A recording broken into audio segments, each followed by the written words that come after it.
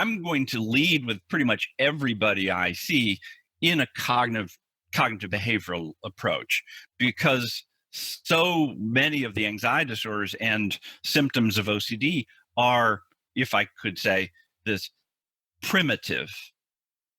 And sometimes traumas of the past are still kicking around inside of us that are getting expressed in these more primitive ways, like a panic attack or some specific obsessions. So I'm going to lead, what I would say is we can still work on those other issues in psychotherapy.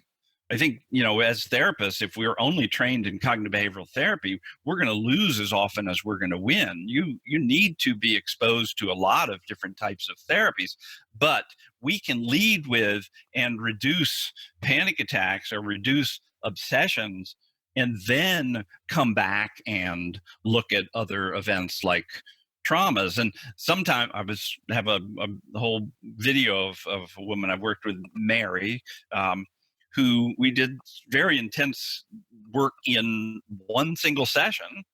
And then she went out and did some real heavy duty exposure that night for her because she caught on to it all. And when she came in the next morning for the second of two sessions in very close proximity, she reported all these memories that started floating up around traumas from the past.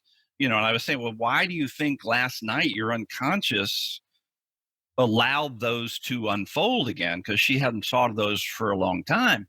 And her response was, because I can handle them now. That she said, I think the unconscious puts some of these traumas in a box because it doesn't feel like your conscious mind can really handle it. But given what I accomplished last night, I think it so there was kind of a conscious unconscious integration where she, it was painful to remember those things, painful, but they were available to her. And some of them included some avoidances that she's not ready to tackle right now, but she could imagine doing it. So that's, all I wanted to say around people are complex. Personalities are complex. Lots of people have had traumas and such, and abuse and neglect and so forth in their past. If we can quiet down the more primitive expressions of them, we can get a hold of that other stuff, which is important to get a hold of too.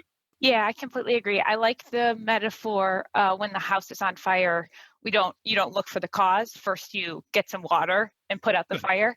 Yeah. So in some anxiety disorders and manifestations of OCD, from my perspective, are completely biological, and there's not necessarily anything else going on.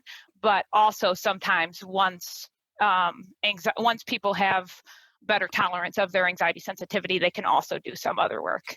Yeah. The corollary of that is if we're working with people who seem to get confused about what we're saying, sometimes they cancel appointments, they don't do their homework and so forth.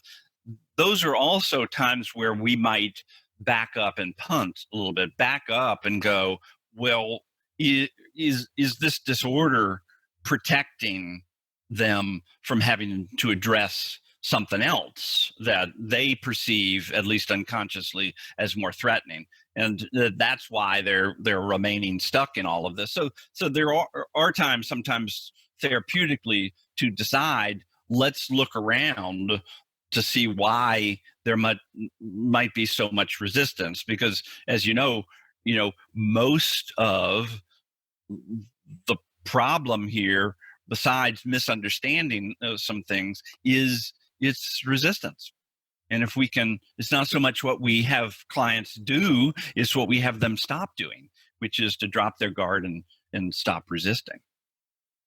Yeah, and I want to sum up here. I think this is a kind of good place to summarize that when in anything that I'm doing, whether it's like the weekly reading, community time, small groups, or individual, I'm always looking for when people are stuck, why are they stuck? And I think the particular phrase, tell me what you're proud of, is my attempt to get information without triggering shame. So even if every other moment of the week people are avoiding or compulsing or doing things that are against their values, if there's one thing that they're doing right that we can find and exaggerate or generalize over into other moments, that's a place that we can start to help people get unstuck. Yeah, great. Okay, thank you so much for your time.